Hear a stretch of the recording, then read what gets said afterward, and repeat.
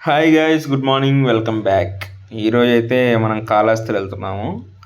Morning 6కి బయలుదేరదాం అనుకున్నాను. బయటకు వచ్చి హైవే మీద టీ తాగి బయలుదేరేసరికి 6:20 అయిపోయింది. రావుకేతు పూజ చేయించుకోవడానికి వెళ్తున్నాను. టికెట్స్ 7:30 దాకే ఇస్తారు అని ఒక ఇన్ఫర్మేషన్ అయితే ఉంది. అందుకని నేనైతే వెళ్ళేటప్పుడు వీలైనంత స్పీడ్గా వెళ్ళిపోదాము అని అయితే ట్రై చేస్తున్నాను. వెళ్ళిపోయి ముందు టికెట్స్ తీసుకొని పూజ అయిపోయిందంటే మనం రిటర్న్ ఎంతసేపు అయినా చిన్నగా రావచ్చు. అందుకని ఆ ఉద్దేశంతోనే ముందైతే స్పీడ్గా బయలుదేరదాం. మనకైతే ఓన్లీ 1 ఫ్యూయల్ స్టాప్ కావాల్సి వస్తుంది ఈ రోజుకి. అది మనుబోల్ దగ్గర పెద్ద స్టాప్ ఉంటుంది కదా, అక్కడ ఆ పెద్ద ఫ్యూయల్ స్టేషన్ ఉంటుంది కదా, అక్కడ ఆగదాం అనుకుంటున్నాను. ఆల్రెడీ బైక్లో 2 పాయింట్స్ ఉన్నాయి. ఇంకో 300 or 350 పడితే సరిపోతుంది అనుకుంటున్నాను. నా అదృష్టమేమో రోజు మంచు చలి చంపేస్తాయి. ఈరోజు ఒక్కరంతా క్లైమేట్ చల్లగా ఉంది కానీ మంచు లేదు. మనకి ఇది ఒక అడ్వాంటేజ్. కానీ దరిద్రం ఏంటంటే 2 రోజుల నుంచి ఫుల్ వర్షాలు పడుతున్నాయి అండ్ తుఫాన్ ఉంది అంటున్నారు. వర్షం పడకపోతే చాలు ఈ ట్రిప్ మన రిటర్న్ తిరిగి వచ్చే లోపల. ఎందుకంటే నా దగ్గర రెయిన్ గేర్ ఏం లేదు, ఓన్లీ షర్టు ప్యాంట్ వేసుకొని పోతూ ఉన్నాను. సో వర్షం కానీ పడకపోతే మనం వీలైనంత ఎర్లీగా రీచ్ అయిపోతాం. ఇప్పుడే ఫ్యూయల్ స్టేషన్లో అయితే ఆగాను. 300 రూపీస్ పెట్రోల్ పట్టించాను. ఇంకా లెట్స్ స్టార్ట్.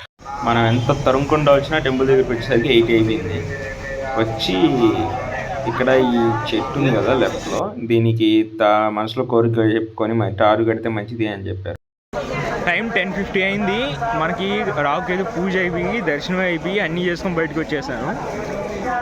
ఇక్కడైతే కొన్ని విషయాలు చెప్పాలి, అవి బయటికి వెళ్ళిన తర్వాత చెప్తాను డీటెయిల్డ్గా.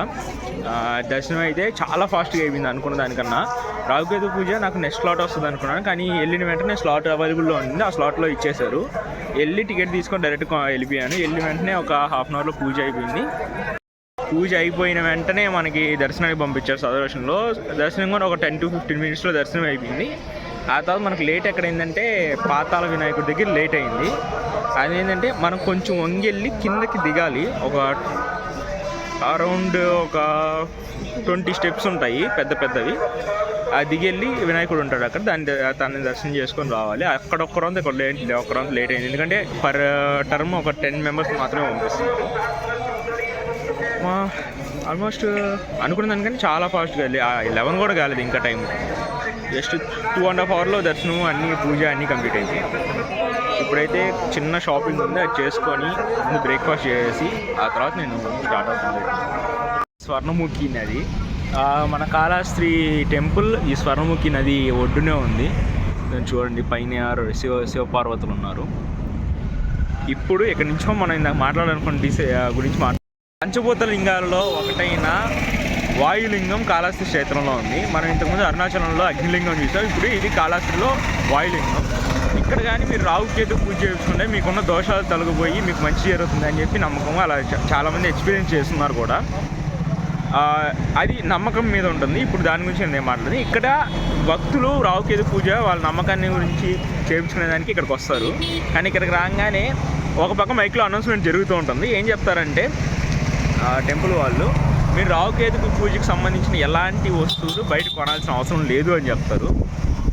బయట వాళ్ళు మాత్రం ఏం చేస్తారంటే అక్కడ అంగల్లో వాళ్ళు వచ్చి మీరు కొనాల్సిందే, ఇక్కడ మీరు ఈ దీపాలు అవి కొనాలి అని చెప్పి ఒక దీపం 100 రూపీస్, లేకపోతే దర్బా బిలవపత్రాలు 2 ఇచ్చి అది ఇంకో 100 రూపీస్, అట్లాగా నియర్లీ రావుకేతుకు కలిపి 400 రూపీస్ ఛార్జ్ చేసి దాన్ని సేల్ చేస్తున్నారు.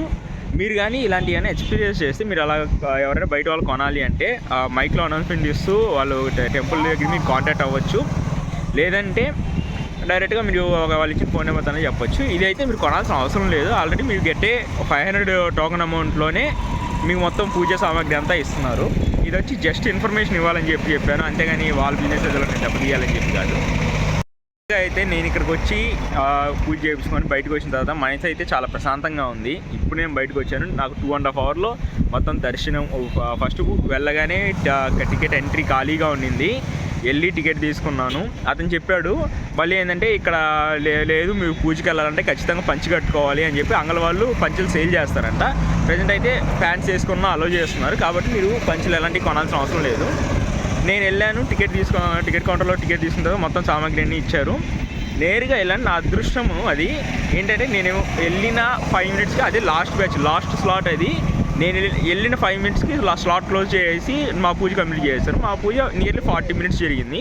దాని తర్వాత నెక్స్ట్ స్లాట్ ఓపెన్ చేశారు. లేదంటే నేను అక్కడే ఒక 1 అవర్ టైం వేస్ట్ అయిపోయేది. వెళ్ళాను, నా స్లాట్లో పూజ కంప్లీట్ చేసుకొని బయటకు వచ్చి దర్శనం చేసుకున్నాను. పాత వినాయకుని దర్శనం చేసుకొని బయటకు వచ్చేసాను. అయితే మటుకు ప్రశాంతంగా జరిగింది. మీరు ఎవరైనా ఇలా మీకు నమ్మకాలు ఉంటే ఇక్కడికైతే రావచ్చు, చాలా బాగుంటుంది కాళహస్తి క్షేత్రం. ప్రజెంట్ అయితే రీసెంట్గా వరదలు అవి వస్తూ ఉన్నాయి కదా బాగా, వాటి వల్ల స్వర్ణముఖి నది కూడా చూడడానికి చాలా బాగా కనిపిస్తుంది వాటర్తో. ఈ వ్యూ అయితే చూడండి, వాటర్ పక్కనే గోపురం కనిపిస్తా.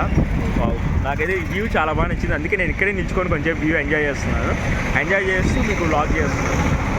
ఓకే, ఇంకైతే మనం బైక్లో కలుసుకున్నాం. వచ్చేటప్పుడు అయితే నేను అసలు వ్లాగ్ ఏం చేయలేదు, ఎందుకంటే నాకు వచ్చేటప్పుడు ఫస్ట్ థింగ్ నేను చాలా లేట్గా బయలుదేరాను. 6:20కి బయలుదేరాను నెల్లూరులో. ఇక్కడ 7:30 కల్లా కౌంటర్ క్లోజ్ అని చెప్పారు నాకు వేరే వాళ్ళు. అయితే అలాంటి ఏది లేదంటే 24 ఎప్పుడు వచ్చినా ఇస్తారంట టికెట్స్. నాకు 7:30 కల్లా టికెట్స్ క్లోజ్ అని చెప్పేసరికి నేను 7:30 కల్లా ఎట్లాగానే ఇక్కడ ఉండాలి అని చెప్పి క్రూజ్ చేసుకుంటూ జస్ట్ 1 అవర్ 15 మినిట్స్లో నెల్లూరు టు కాళహస్తి వచ్చేసాను. కానీ ఇక్కడ నాకు తెలిసిన అప్డేట్ ఏంటంటే మీరు ఎప్పుడు వచ్చినా రావుకేతు పూజకి టికెట్స్ ఇస్తారు, స్లాట్స్ అవైలబుల్గా ఉంటాయని చెప్పారు. అందుకని చెప్పి నేను ఆ స్పీడ్లో రావడం, అలా ఫాస్ట్గా రావడం వల్ల నేనైతే వ్లాగ్ ఎలాంటిది చేయలేదు. ఇప్పుడైతే మనం వెళ్ళేటప్పుడు వ్లాగ్ చేసుకుంటూ ప్రశాంతంగా చిన్నగా వెళ్దాము, వెదర్ ఎంజాయ్ చేసుకుంటూ. ఈరోజు వెదర్ కూడా చాలా కూల్గా ఉంది. ఎందుకంటే మనకి ఏందో తుఫాన్లు అంటే మన నెల్లూరు డిస్టిక్ అంటే తుఫాన్లు బాగా ఇష్టమైపోయినట్టుంది. మళ్ళీ ఇంకో తుఫాను వస్తుంది. దానివల్ల రానున్న 2 రోజులు మనకు కొంత లైట్గా వర్షాలు పడతాయి. అలాగే వెదర్ కూడా చాలా చల్లగా ఉంటుంది. సో ఎండ కూడా లేదు కాబట్టి మనం వెదర్ ఎంజాయ్ చేసుకుంటూ వ్లాగ్ చేసుకుంటూ చిన్నగా నెల్లూరు రీచ్ అయిపోతుంది ఇంటికి. అయితే ఇక్కడికి వచ్చి పూజ చేయించుకున్న తర్వాత డైరెక్ట్గా మీ ఇంటికి వెళ్ళాలి. ఎవరిళ్ళకి, ఫ్రెండ్స్ ఇంటికి, బంధువుల ఇంటికి ఎక్కడికైతే వెళ్ళకూడదు. సో నేనైతే ఇప్పుడు నేరుగా ఇంటికి వెళ్తున్నాను. నేనైతే మార్నింగ్ బ్రేక్ఫాస్ట్ స్టాప్ అని చెప్పాను. నేను ఎక్కడ బ్రేక్ఫాస్ట్ అయితే చేయలేదు. ఇప్పుడు ఏదైనా కనిపిస్తే నేను బ్రేక్ఫాస్ట్ అయితే చేస్తాను. నాకు ఫుల్ పిచ్చి ఆకలేస్తుంది. మార్నింగ్ ఏం తినలేదు, నైట్ కూడా లైట్గా తిన్నాను. సో ఇప్పుడు ఏమైనా తినేసి బయలుదేరిపోతాను.